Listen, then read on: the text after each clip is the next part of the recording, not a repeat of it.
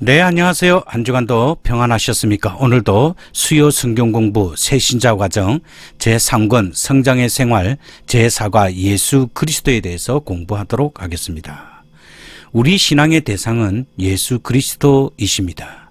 우리는 예수 그리스도에 대하여 정확히 알고 바르게 믿어야 합니다.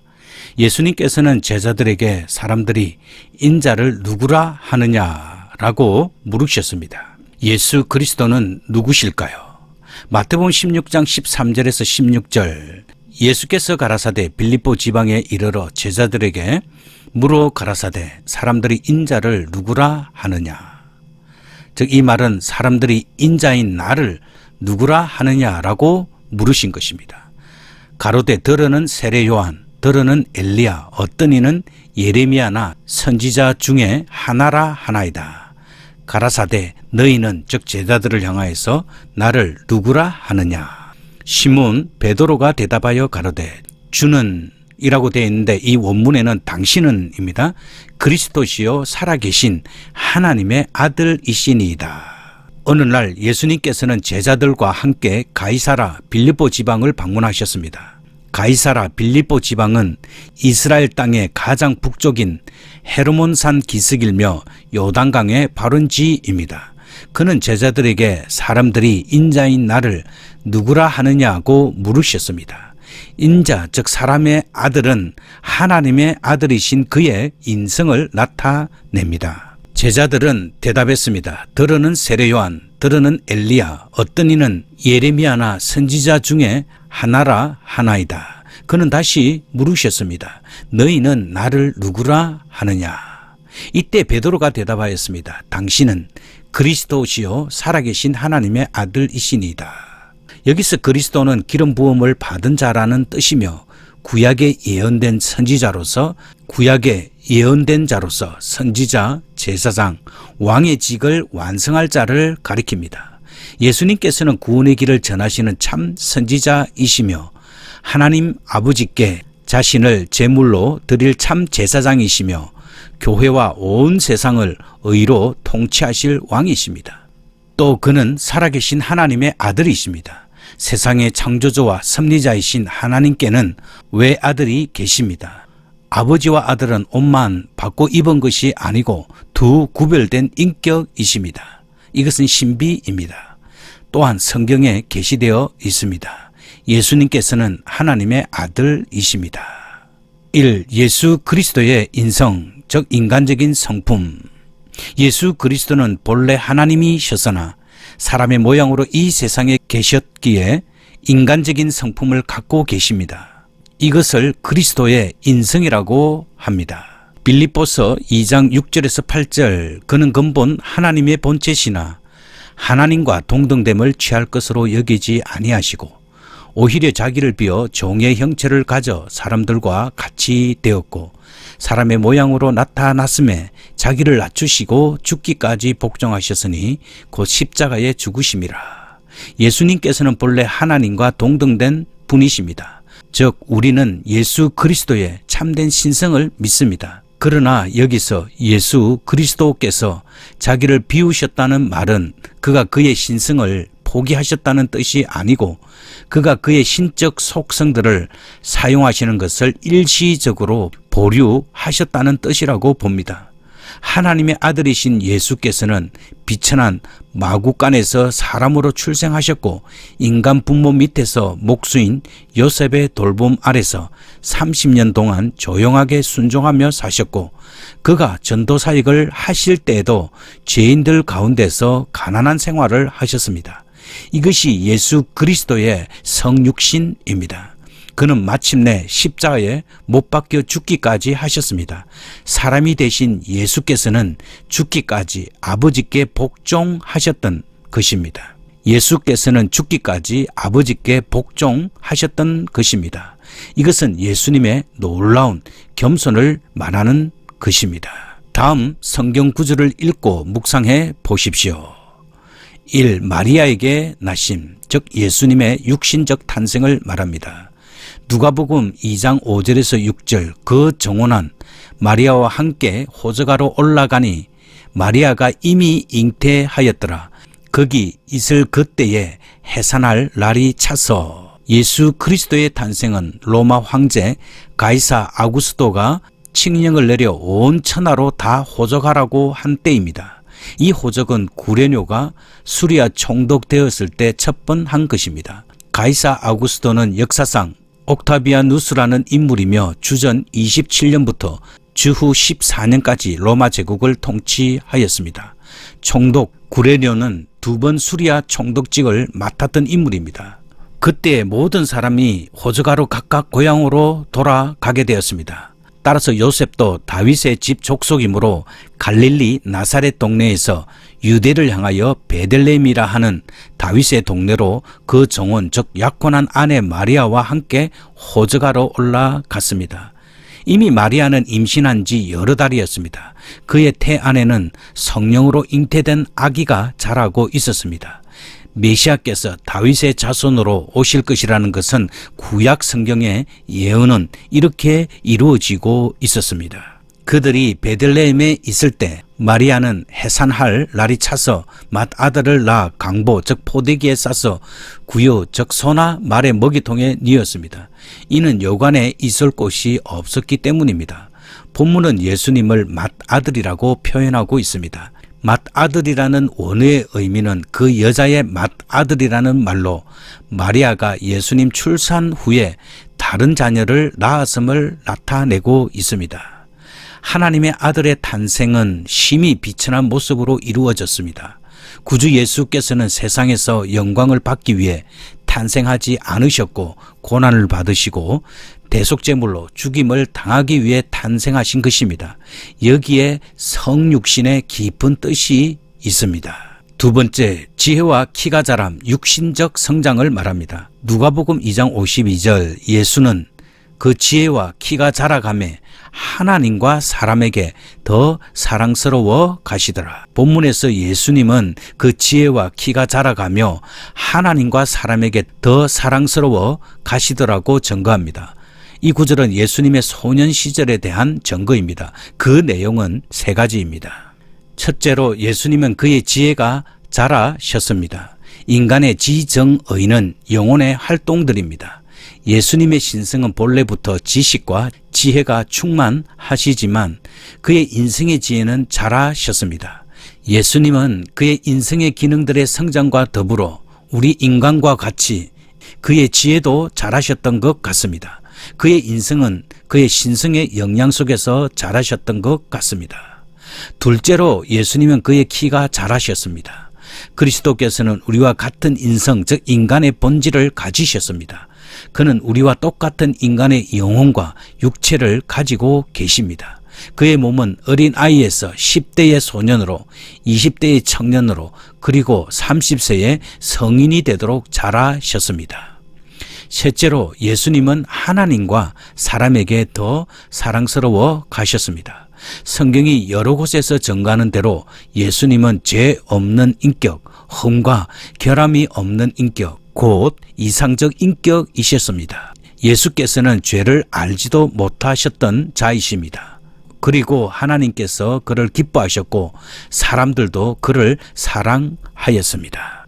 셋째, 피곤을 느끼심, 인간과 동일한 육신을 가지셨음을 말합니다. 요한복음 4장 6절 거기 또 야곱의 우물이 있더라. 예수께서 길 가시다가 피곤하여 우물 곁에 그대로 앉으시니 때가 6시쯤 되었더라. 제6시 즉 저녁 6시는 여인들이 물 기르러 우물에 나오는 시간이었습니다. 그때 사마리아 여자 하나가 물을 기르러 나왔습니다. 예수님께서는 하루 종일 걸으셔서 피곤하셨을 것입니다. 그는 그렇게 건장한 체력을 가지신 것 같지 않습니다. 예수님께서 여행에 피곤하신 것은 그가 참으로 사람이셨음을 증거합니다. 예수께서는 하늘로부터 오신 자, 곧 하나님이시지만 그는 또 피곤해하는 사람이셨습니다. 그러므로 우리는 예수께서 신성과 인성을 가지신 독특한 인격이라고 고백합니다. 넷째, 눈물을 흘리심. 요한복음 11장 35절 예수께서 눈물을 흘리시더라. 예수님께서는 눈물을 흘리셨습니다. 그는 다른 사람들의 슬픔과 고통을 함께 나누시는 사랑과 동정을 가진 자이십니다. 여기서 우리는 예수님의 매우 인간적인 모습을 볼 수 있습니다. 어려움을 당한 사람을 동정할 줄 아는 것은 인간의 기본적 덕목입니다. 우는 자와 함께 울 수 있고 웃는 자와 함께 웃을 수 있는 것은 인간의 정상적인 모습입니다. 인간의 참된 아름다움은 외모에 있지 않고 다른 사람에 대한 미움과 악한 감정을 버리고 선함과 긍휼과 사랑의 덕을 가진 내면적 성품에 있습니다. 다섯째, 시험을 받으심. 마태복음 4장 1절 때에 예수께서 성령에 이끌려 마귀에게 시험을 받으러 광야로 가사. 여기에서 성령에 이끌려가 중요한 말입니다.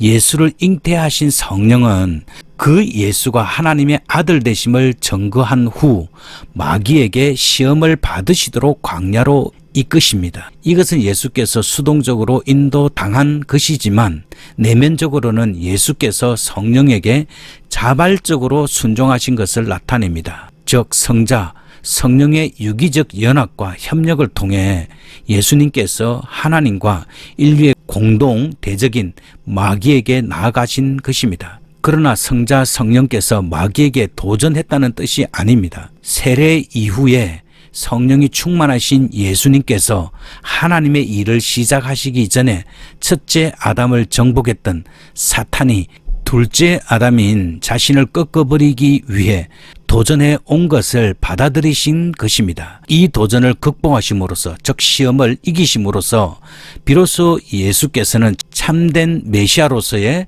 공생애를 시작할 수 있었습니다.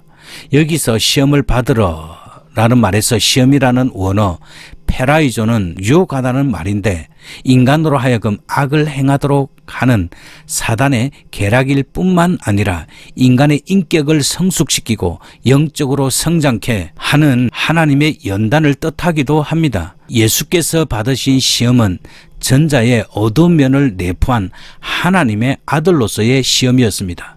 사단은 인간을 악에 빠지도록 유혹할 뿐만 아니라 하나님께 대항하는 사악한 존재입니다. 바로 그 파괴적 실체인 사탄이 예수님께 한낱 대리자를 보내지 않고 자기의 최대의 능력을 발휘하여 예수님을 시험하였습니다. 그러나 예수께서는 그 시험을 완전히 이기셨습니다. 여섯째, 죽으심. 마태복음 27장 50절 예수께서 다시 크게 소리 지르시고 영혼이 떠나시다. 예수께서 신포도주로 목을 축이신 후 외치신 말씀입니다. 특히 예수님께서 최후의 순간에 크게 외칠 수 있었다는 사실은 아직 당신에게 생명의 기운이 남아 있었다는 사실이 아니라 능동적이고 자발적으로 당신의 생명을 내어준 결과에 의해서 였음을 보여주고 있습니다. 예수님의 생명은 그 누구에게도 빼앗길 수 없지만 스스로 포기할 수 있었던 것입니다. 그리고 예수님의 영혼이 떠나시다라고 말하고 있는데 이는 예수님의 죽음이 우리 인간과 똑같은 영육의 분리를 뜻하는 것인 동시에 자신의 생명을 내어 주셨다는 점을 강조하기 위해서입니다. 특히 영혼이 떠나가시다란 담담한 표현은 계시된 그대로 그 시간에 예수께서 친히 자신의 생명을 버리셨다는 강한 암시가 내포되어 있는 것입니다. 진실로 예수께서 성부로부터 버리심을 당하신 것은 그가 많은 사람들을 위한 대승물로 자신의 생명을 버리신 때입니다. 이 예수 그리스도의 신성. 예수 그리스도는 근본 하나님의 본체이시기 때문에 하나님으로서의 성품, 즉 신성을 소유하신 분이십니다. 신성을 나타내는 성경 구절들을 공부하겠습니다. 첫째, 영원토록 동일하심. 히브리서 13장 8절 예수 그리스도는 어제나 오늘이나 영원토록 동일하시니라. 이 세상의 지도자들은 죽고 사라질지라도 예수 그리스도께서는 영원토록 변함이 없으심을 나타내는 것입니다. 예수님께서 어제 하나님께 간구와 소원을 올렸고 오늘 그리스도인들의 대제사장으로서 하나님 앞에서 변호하시며 그리고 영원토록 그리스도인들을 위해 간구하고 계심을 나타냅니다. 둘째, 만물을 창조하심. 골로새서 1장 16절 만물이 그에게서 창조되되 하늘과 땅에서 보이는 것들과 보이지 않는 것들과 혹은 왕권들이나 주권들이나 통치자들이나 권세들이나 만물들이 다 그로 말미암고 그를 위하여 창조되었고 예수 그리스도께서는 만물을 창조하신 창조주이십니다. 만물이 그에게 창조되었다는 원어는 만물이 그에 의해 창조되었다는 뜻입니다. 또 만물이 그로 말미암아 창조되었다는 뜻도 그를 통하여 창조되었다는 뜻입니다. 그를 통해 창조된 세계는 하늘에 있는 것들 곧 하늘과 천사들과 해와 달과 별과 땅에 있는 것들 곧 땅과 바다들과 호수들과 강들과 식물들, 새들, 물고기들, 동물들, 사람들을 포함합니다.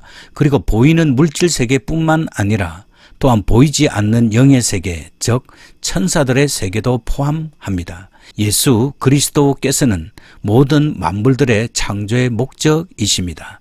만물이 다 그를 위하여 창조되었습니다. 또 그를 위하여라는 말은 만물 창조의 목적을 잘 보여주고 있습니다. 하나님께서는 이스라엘 백성을 창조하신 목적이 자기의 영광을 위함이라고 증거하였습니다.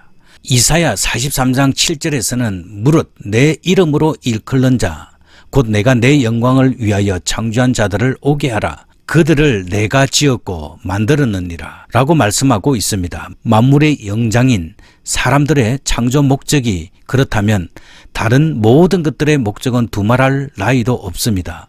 온 세상은 하나님을 위해 예수 그리스도를 위해 창조되었습니다. 그러므로 우리 모두는 하나님과 그의 아들 예수 그리스도께 영광을 돌려야 합니다. 셋째, 죽은 자를 살리심. 요한복음 11장 43절에서 44절 이 말씀을 하시고 큰 소리로 나사로야 나오라 부르시니 죽은 자가 수족을 배로 동인 채로 나오는데 그 얼굴은 수건에 쌓였더라. 예수께서 이르시되 풀어놓아 다니게 하라 하시니라. 예수께서는 큰 소리로 나사로야 나오라고 부르셨습니다. 그는 나사로의 몸을 떠나갔던 영혼을 부르셨고 잠든 몸을 깨우셨습니다. 그는 아버지의 이름으로 그를 부르셨거나 아버지께 호소한 것이 아니었고 자신의 권위로 그를 불렀습니다. 예수님께서 다시 오실 때도 친히 죽은 자들을 일으키실 것입니다. 죽은 나사로는 수의를 입은 채로 얼굴이 수건에 쌓인 채로 나왔습니다. 그는 예수께서 부르신 그때에 살아났습니다. 아직 수의나 수건을 벗을 겨를도 없었습니다. 이것은 하나님의 능력의 사건이었습니다. 죽은 지 나흘이 된 사람이 일어났고 썩는 냄새가 나기 시작한 자가 일어났습니다. 예수님께서는 자신의 신성과 자신이 부활과 생명이 되심을 증명하셨습니다. 예수 그리스도께서는 하나님의 아들 그리스도시요 우리의 구주이십니다. 넷째, 만물을 보존하고 죄를 정결케 하십니다. 히브리서 1장 3절 이는 하나님의 영광의 광채시요 그 본체의 형상이시라. 그의 능력의 말씀으로 만물을 붙드시며 죄를 정결케 하는 일을 하시고 높은 곳에 계신 지극히 크신 이의 우편에 앉으셨는지라. 만물은 모든 피조물을 총체적으로 일컫는 말로서 그리스도의 통치 영역에서 벗어나 있는 것이 아무것도 없음을 말합니다. 그 아들이 만물을 붙든다는 의미는 세상을 유지하신다는 것입니다. 아들은 피조물을 창조하셨을 뿐만 아니라 붙잡고 계시며 그분이 의도하신 목적으로 세상을 이끄십니다. 그분께서는 그의 능력의 말씀으로 이 일을 계속하고 계십니다. 세상을 존재하게 한 그의 능력은 세상을 계속해서 붙잡고 있는 능력과 동일합니다. 예수님께서는 우리를 창조하셨을 뿐만 아니라 우리를 붙들고 계십니다. 모든 호흡과 심장박동 그리고 우리 존재의 매 순간은 모든 존재하는 것의 기초가 되시는 예수 안에서 발견됩니다. 그리고 예수께서는 죄를 정결케 하시는 일을 하십니다.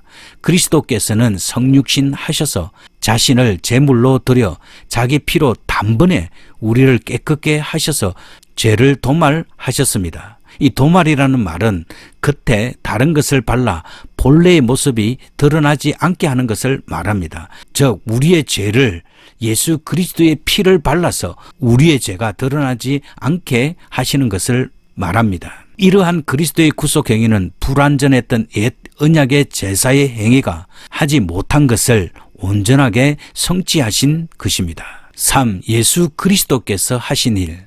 첫째, 예수님께서 우리를 위해 죽으셨습니다. 베드로전서 2장 24절 친히 나무에 달려 그 몸으로 우리 죄를 담당하셨으니 이는 우리로 죄에 대하여 죽고 의에 대하여 살게 하려 하심이라. 그가 채찍에 맞음으로 너희는 나음을 얻었나니. 친히 그 몸으로 이는 그리스도의 자발적인 의지를 강조하는 표현입니다. 그리고 담당하셨으니의 의미는 제단에 희생을 두다라는 의미의 부정과거로 그리스도께서 속죄 제물이 되신 것을 의미합니다. 그리스도께서는 친히 희생제물이 되심으로 죄인들에 대하여 제물을 대신하였고 하나님께 대해서는 공의를 만족시키셨습니다. 그리고 이는 우리로 죄에 대하여 죽고 의에 대하여 살게 하려 하심이라라고 말씀하는데, 이 말씀은 그리스도께서 스스로 십자가에서 희생제물이 되신 이유를 잘 말해주고 있습니다. 여기서 죄는 복수들로 죄들이며 의는 단수로 표현이 되어 있습니다. 즉 죄인이 갖는 죄의 속성과 그리스도로 말미암는 의, 즉 이 의는 법정적인 측면을 나타내고 있습니다. 그리스도인들은 그리스도와 함께 죄에 대하여 죽을 뿐 아니라 그리스도의 부활하심에 동참하여 의를 획득하게 되어 있습니다. 그리고 저가 채찍에 맞음으로 너희는 나음을 얻었나니. 이 말씀의 본문은 이사야 53장 5절의 인용입니다. 채찍은 매질로 말미암은 자국이나 흔적을 의미합니다. 베드로는 이사야 53장 5절의 말씀과 같이 그리스도인의 죄값을 치르기 위해 그리스도께서 고난 당하셨음을 드러내므로 그리스도인들이 그리스도의 고난의 모범을 바라보면서 순종하고 인내해야 함을 강조하고 있습니다. 그리고 또한 이 말씀은 우리 마음에 들어있는 상처들 그리고 아픔들을 예수 그리스도 앞에 나아가게 되면 우리를 치유해 주신다는 말씀이기도 합니다. 둘째, 그리스도의 부활로 우리도 부활하게 됩니다. 로마서 6장 8절에서 9절 만일 우리가 그리스도와 함께 죽었으면 또한 그와 함께 살 줄을 믿노니 이는 그리스도께서 죽은 자 가운데서 살아나셨음에 다시 죽지 아니하시고 사망이 다시 그를 주장하지 못할 줄을 암이로라. 만일 우리가 예수 그리스도를 믿고 세례를 받음으로 그와 연합되어 그와 함께 죽은 자가 되었다면 우리는 또한 그와 함께 살 것이며 또한 그것은 거룩한 생활로 나타나게 됩니다.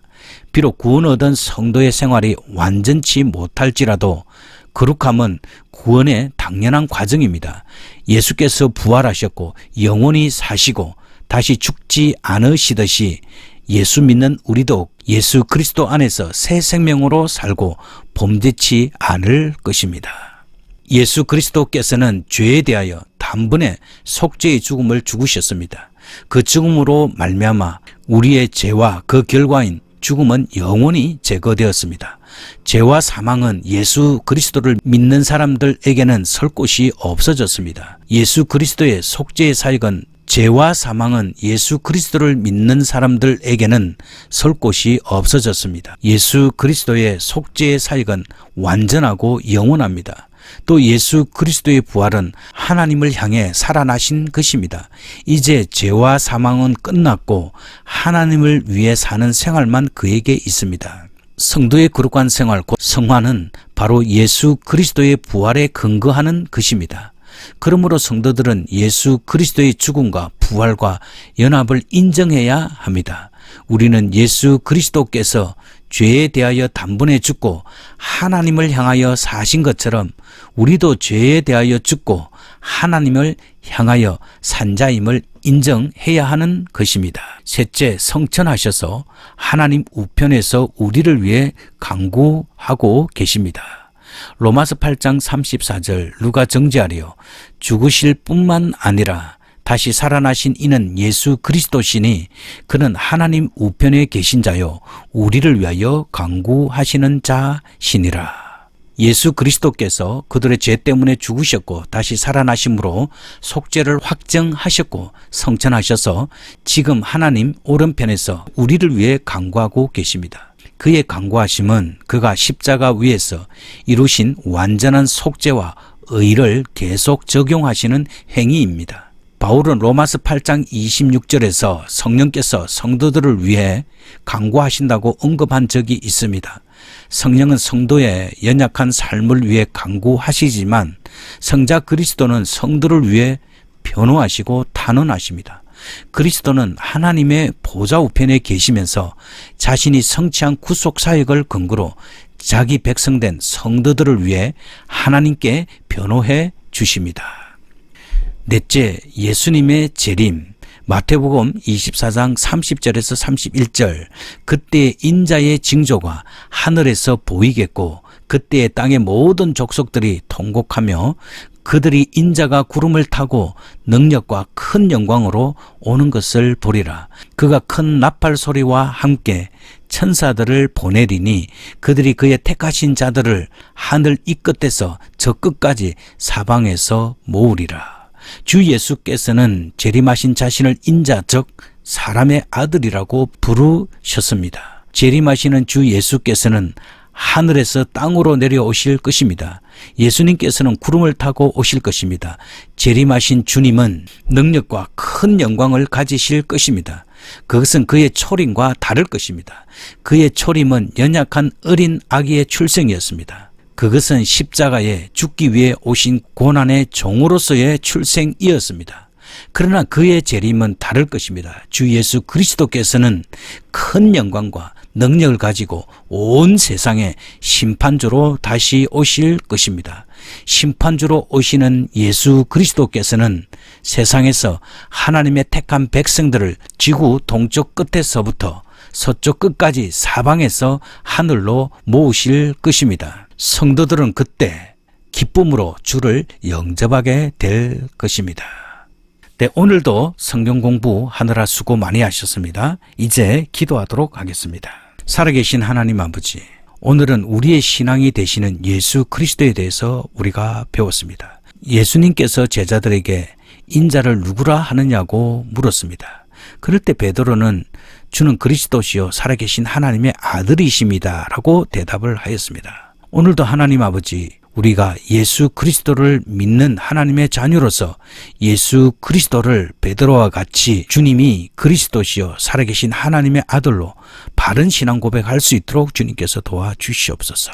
예수님께서 이 땅에 오셔서 나시고 자라셨고 지혜와 키가 자라셨고 또 주님께서 복음을 전하시면서 피곤하셨고 또 눈물을 흘리셨음을 우리가 배웠습니다.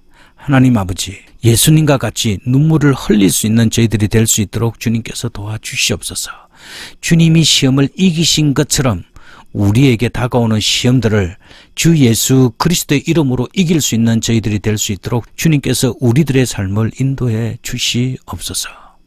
영원토록 동일하신 주 예수 그리스도 안에서 우리들을 보호해 주시고 지켜주시고 주님 오실 그때까지 우리의 삶이 날마다 주님 안에서 성장하며 성숙하며 온전함을 향해 나아갈 수 있는 저희들이 될 수 있도록 우리들을 붙잡아 주시옵소서. 주 예수 그리스도께서 다시 오실 그때까지 우리가 믿음 안에서 늘 승리하는 삶이 될 수 있도록 주께서 인도해 주시옵소서. 우리의 삶 모두를 온전히 주님 앞에 드리고 그 나라의 영광을 바라보고 우리에게 주어진 십자가를 굳건히 지고 나아갈 수 있는 우리 모두가 될 수 있도록 주께서 도와주시옵소서.